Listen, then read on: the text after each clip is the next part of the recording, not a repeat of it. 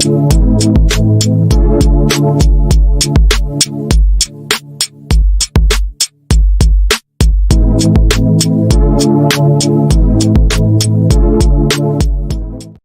is up, friends? Welcome back. We got another episode of the Fantasy Fellow Show for you tonight. Happy Thursday. Happy Halloween to everybody. I did not dress up for Halloween, but it's really freaking windy here in the Midwest, and I believe there's a good amount of wind in tonight's game. Jets, Texans. Not super excited about tonight's game, but there are some big names for fantasy. Joe Mixon for the Texans. We'll see if CJ Stroud and Tank Dell can get it done. And, of course, the Jets. Will Devontae Adams get it going? Good evening to Harris. Good evening to Mr. Jerry. Quick question here. Are you starting T. Higgins if active? I already have Mooney, Olave, and Pittman starting full PPR. I don't think we're going to see T. Higgins in this one. I would be shocked if T. Higgins plays. Just they're already kind of casting doubt towards his availability. He missed Wednesday. He missed Thursday. Honestly, if I own T. Higgins, I kind of want him to just rest up one more week and make sure that he's healthy for the future week. So I don't think T. Higgins is going to play. The good news is he plays at noon or 1 o'clock here on Sunday. So the first game of the day, not practicing again, Wednesday, Thursday. I don't think he's going to play. So I would lean towards no T. Higgins. I'm going to answer Harris's question here quick, and then we're going to dive into all the practice reports. And we just got a little bit of a news bomb here. We'll get to that in a second. But Eckler, Moss, Josh Palmer, half PPR. That one's tough because these guys are all kind of tweeners, and it looks like the Chargers are going to be nearly full strength on offense. I'm seeing Quentin Johnston practiced in full, Ladd McConkey full, maybe Hayden Hurst is back. So there's a little bit of a target competition here for these guys here. If I have to start one player, it might be Zach Moss if this game gets out of hand and the Bengals are leading and playing from ahead and just running the ball in the second half. That might be the play here. If I'm choosing one guy, half PPR, I'm going to go Zach Moss. He's been pretty safe and steady with those touches. So I'm going to lean Zach Moss here in half PPR. But get your questions in there, guys. I'll come back around to questions. I'm going to just read the news. We got a big one here. Puka Nacua left practice early with a knee injury. It's officially the same knee that he hurt earlier in the year. So we're going to have to watch practice reports tomorrow. If he does not practice tomorrow, that's obviously bad news. If he can get in at least a limited or obviously a full would be great. But if he gets a limited in tomorrow, I feel good about him playing on Sunday. But hopefully it's just a little bit of a hiccup here. Got to watch practice reports for tomorrow. That would be big news if no Puka Nacua this weekend, and who knows how severe it is. More knee injury news to stud wide receivers. DK Metcalf does not practice again today. They did kind of express some optimism that he could play in week 9 here, but I'm going to cast some doubt. Wednesday and Thursday, back-to-back DNPs. Big day for tomorrow, obviously, with Metcalf, but I don't think he's on track to play. I'm going to list him as doubtful on my stuff.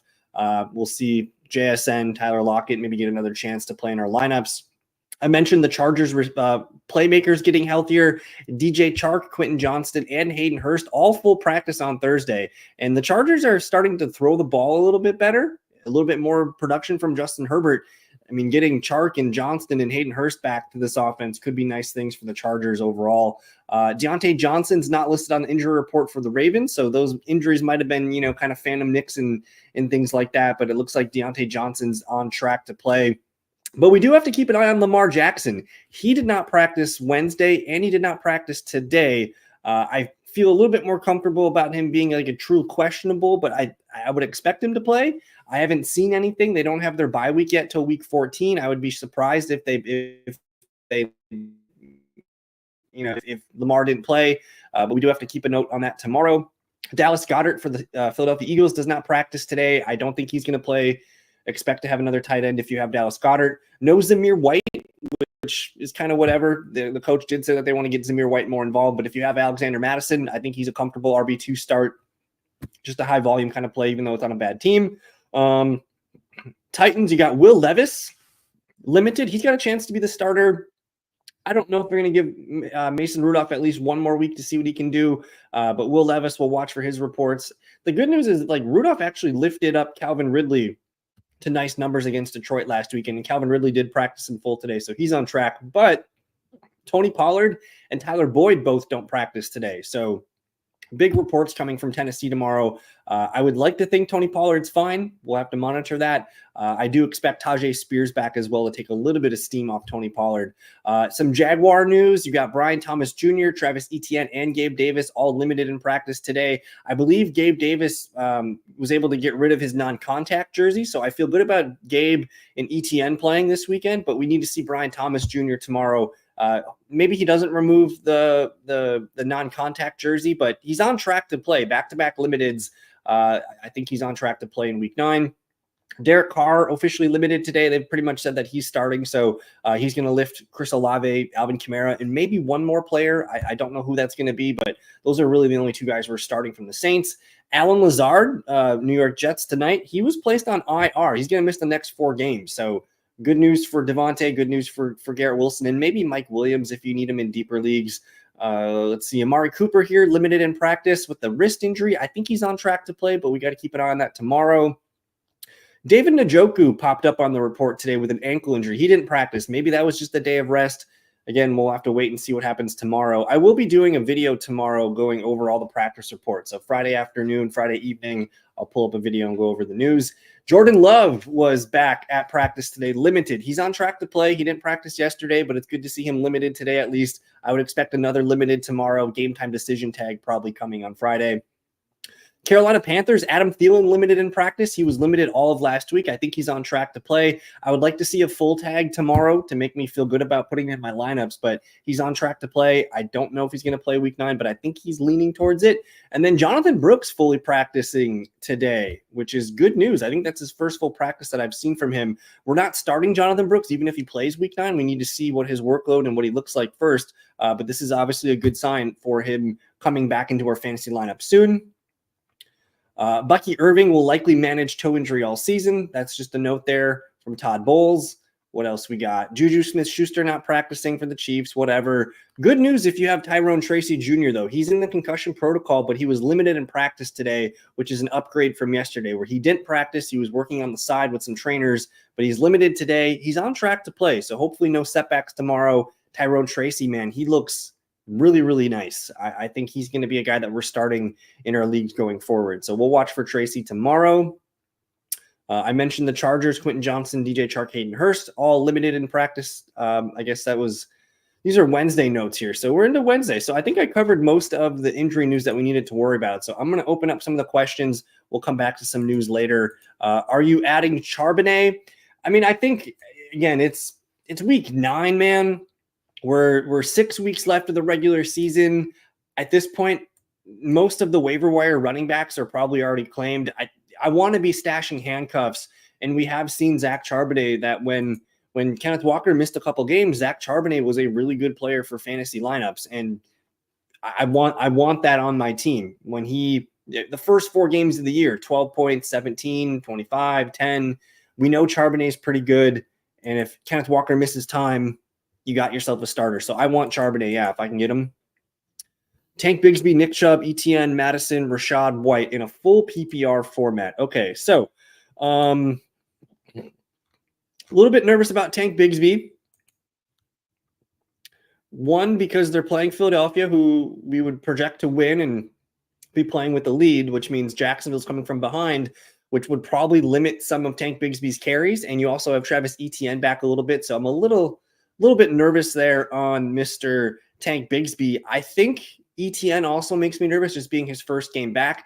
It feels weird to say this, but Alexander Madison might be the one I feel the most confident of, here. And then I do like Rashad White. So if I'm picking 2 of these guys, Madison and Rashad White kind of stick out in a full PPR setting. I do like Nick Chubb. I do like Etienne in full PPR, but I'm going to go Madison, White as the top 2 guys. And then to rank the other ones, I would go Chubb, Etienne, Tank Bigsby probably. Oh yeah, we like Dalton Schultz tonight. Nico Collins is back next week, hopefully. Stephon Diggs done for the year. That leaves us with Tank Dell and Dalton Schultz as the top 2 targets for tonight's game. Xavier Hutchinson doesn't really earn targets for the Texans on the outside. We're going to see some kind of split between Robert Woods and John Mechie III. Schultz could be a guy that catches 5-6 passes tonight. I think he's a solid tight end start. He might be a top 10, top 12 tight end play this weekend. Ridley, Tillman, and Waddle for this weekend. I'm going to assume that's full PPR. In a full PPR, I like Waddle going up against the Buffalo Bills. But Calvin Ridley against the New England Patriots, man. If Mason Rudolph is the quarterback this weekend, I like Calvin Ridley. If Will Levis is the quarterback, I'm not so super excited about Calvin Ridley. So there's a little bit to parse there. I think I'm going to play Waddle first and foremost. If Mason Rudolph is the quarterback, I'm going to go him Ridley number 2, and then Tillman number 3. Tillman does have a tough matchup this weekend going up against the Chargers. The Chargers have not been allowing a lot of fantasy points to the wide receivers. Let me actually pull that up for us here. Where are you, Mr. Tillman?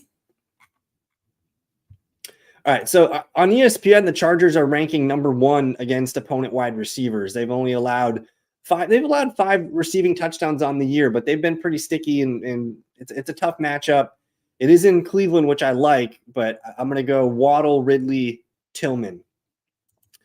Can you finally talk me into starting Darnold over Baker this week? Baker has been outscoring Darnold every week, but I'm feeling iffy about the Chiefs D against the Bucs this weekend. Sam Darnold's got a great matchup against the Colts, man. We've seen teams look at what happened last weekend. Let me just pull that up here. So, maybe not last weekend, but I'm thinking a little bit earlier. We saw Justin Fields light this team up for 32 fantasy points. Trevor Lawrence got cooking against them for 21 points. The Tennessee Titans we don't really care about. Dolphins don't really count either. CJ Stroud was kind of limited a little bit here, but I like the Vikings at home against this Colts secondary. It's not a good defense. They've allowed, from weeks 3, 4, and 5, they allowed Caleb Williams, Justin Fields, and Trevor Lawrence to throw for well over 300 passing yards. They still let CJ Stroud throw for 285 last week. It's a good defense to throw the ball on, and I feel good about Sam Darnold and the volume there.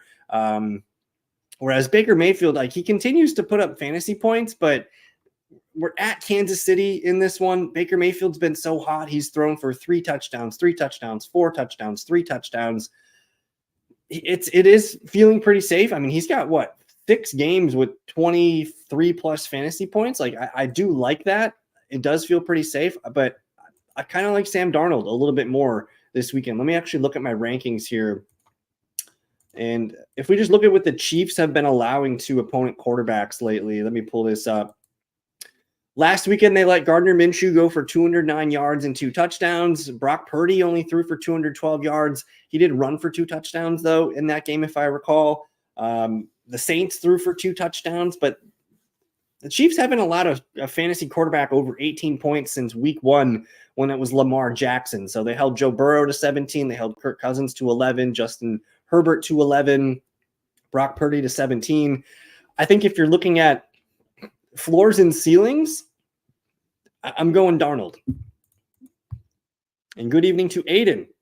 Pick 2, Flowers, Mooney, or BTJ if he goes.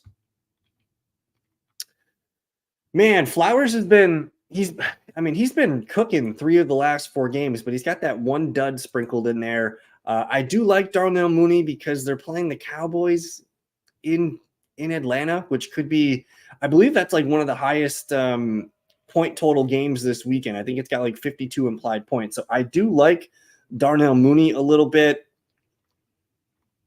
I'm looking for Mr. Mooney here. Where is my Darnell Mooney numbers? Where the hell are my Darnell Mooney numbers? All right, but if I'm picking 2 of these guys here, I think if Brian Thomas Jr. plays, you're playing Brian Thomas Jr. Christian Kirk done for the year. Evan Ingram could step up and get more targets, but if Brian Thomas Jr. plays, I'm playing him. Otherwise, the other guy I'm going to go with, I think I'm going to go Darnell Mooney, man, against Dallas. You have Lamar Jackson questionable right now. Not sure really what his severity of his injury is, but Zay Flowers against Denver, that's a team that we really don't want to mess with defensively. So I'm going to go BTJ if he plays and Darnell Mooney number 2 with Flowers number 3. Tillman or Sutton half PPR. I'm going to go Tillman here.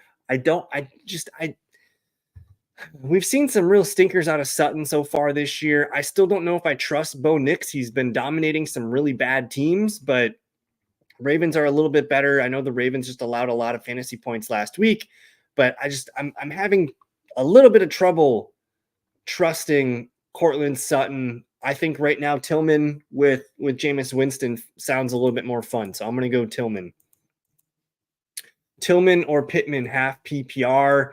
I think with Joe Flacco entering the ring, it makes me want to get Michael Pittman in my lineup. We've seen some good numbers. Let me pull them up here. And I think Flacco appeared in 3 games this year so far. In those 3 games, I believe it was weeks 4, 5, and 6. Michael Pittman Jr. had his 3 best games of the year. And this is in full PPR, but 17, 14, and 12. He caught 2 touchdowns in those 3 games. I feel safe about Michael Pittman. The ceiling is Tillman, but I feel good with Pittman in this question. I'm going to hit refresh on some of the feeds here and see if I can find any new news for you guys. Again, I will be doing, I'm going to upload a video. Maybe I go live tomorrow. Maybe I do a little live session tomorrow night because we do have a lot of injuries we have to keep an eye on, whether it's Puka or DK Metcalf, some of the other guys here. I think I might go live tomorrow. I'll post that tomorrow, maybe around 4:30 or 5 o'clock Central Time. We'll go live tomorrow and get you guys some answers if you need some stuff, but we'll read all the reports and get you guys set up. Nothing else really to report here. I think what I'm excited about tonight is the Jets got their backs against the wall. They are desperate for a win. The Texans are kind of limping into this one. They're still playing good football. They're 6-2, but they're down Diggs. They're down Nico Collins. Is Joe Mixon enough for the Texans to get them over the Jets on the road here on a short week? I'm not quite sure. Jared Goff or Jameis Winston? I think you probably just got to stick with Jared Goff here. He's been so good lately, throwing touchdowns. That's one of the best offenses in football. I do like Jameis Winston, but it is a tough matchup against the Chargers. Winston's always good for a turnover or 2. Things can turn sour at any moment with Jameis Winston. I'm going to stick with Jared Goff, who's basically an MVP candidate right now. He might have lost the MVP last week, but I'm going to go Jared Goff over Jameis Winston. But it's a good thinker. But that Chargers defense, man, I think don't really want to mess with it. I'm looking at the numbers here. Jameis Winston against the Chargers. The Chargers are the 7th best team against the quarterback right now in fantasy points per game. I'm not going to mess with Jameis Winston. I'll stick with Jared Goff here. And the Packers themselves, they struggled defensively. We just saw, Trevor Lawrence last week lit them up for over 300 passing yards, and he was down his top 3 receivers at the end of the game, and he was still moving the ball and scoring touchdowns. So I think you can pass the ball on the Packers. I feel good about Jared Goff. And what should be one of the better games of the weekend there. I'm very, very excited about Lions-Packers, and I do think Jordan Love's going to end up playing. So we'll see.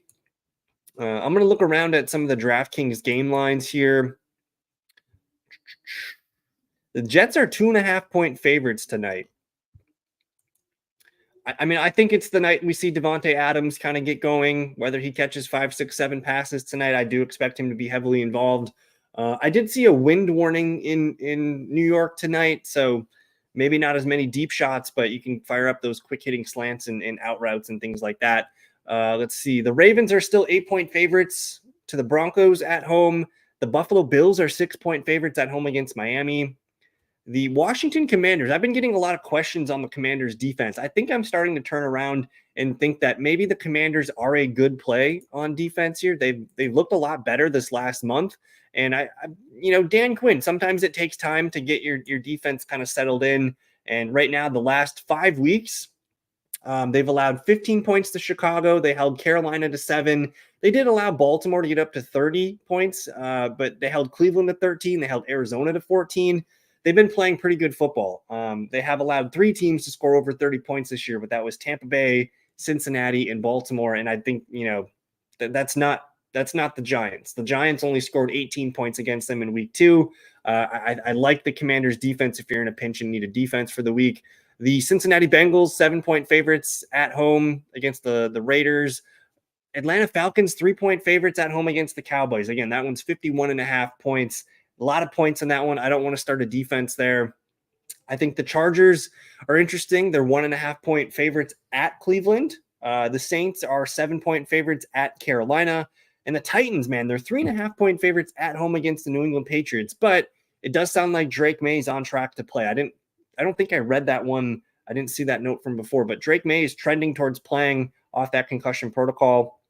The Eagles are 7.5-point favorites. That's a good defense to play against Jacksonville. The Arizona Cardinals, -1.5 at home against Chicago. Your first placed NFC West Arizona Cardinals. The Lions, 2.5-point favorites in Green Bay.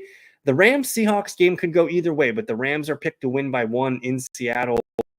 And you have the Minnesota Vikings, 5-point home favorites against the Colts on Sunday Night Football. Chiefs, -8.5 against Tampa Bay on Monday night. Do you think Aaron Rodgers will get any rushing yards tonight? Let me look and see what he's been up to lately. He usually scampers around, and that pass rush is pretty good, so he might have to. He has not ran the ball in a month, and I know he's been dinged up with an ankle injury. I'm going to guess that he has to scramble tonight. He hasn't attempted a single carry, though, for 4 games. He hasn't ran the ball since week 4 in Denver, and I know he's been kind of dinged up, ankle injuries and things like that. But I think he's going to have to move around tonight. He's got a good pass rush coming into town. He might have to boogie and pick up some yards with his legs. So I'll say he gets a rushing yard tonight. But that's going to do it for tonight, guys. Thursday night hangout. This was a lot of fun. I think I'm going to set up a live stream for tomorrow night. We're going to read all of the practice reports. I'll get that uploaded and set up, I think, tomorrow morning. But we'll probably do 4:30 p.m. Central Time if you guys want to hang out and get some questions in there. Otherwise, I'll just read the news and you guys can watch it whenever you need to. But enjoy the game tonight. I will not be doing a Sunday morning live. So if you guys do have questions over the weekend, comment on this YouTube video. Find me on Twitter at @TheFellowKGB. You can find me on TikTok.